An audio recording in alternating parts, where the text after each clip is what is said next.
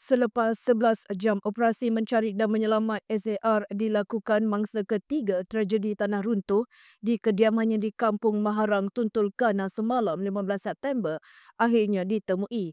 Kemi Ashperadi Beni 10 tahun dijumpai pada jam 8.45 malam tadi.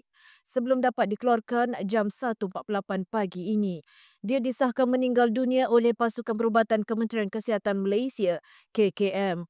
Terdahulu ibunya Wong Moy Ling 34 dan adiknya Kristen Kale Beni 6 tahun yang turut tertimbus ditemui lebih awal iaitu masing-masing pada jam 4.20 petang dan 4.25 petang. Pengarah Jabatan Bomba dan Penyelamat Malaysia JBPM Sabah, Muhammad Pisar Aziz berkata pihaknya menerima panggilan kecemasan pada jam 9.20 pagi sebelum sepasukan anggota bergegas ke lokasi.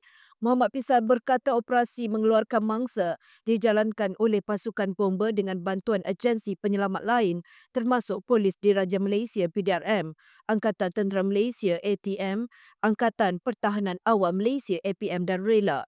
Semua mangsa disahkan meninggal dunia oleh pihak KKM dan seterusnya diserahkan kepada polis untuk tindakan lanjut. Operasi tamat sepenuhnya pada jam 2.05 pagi.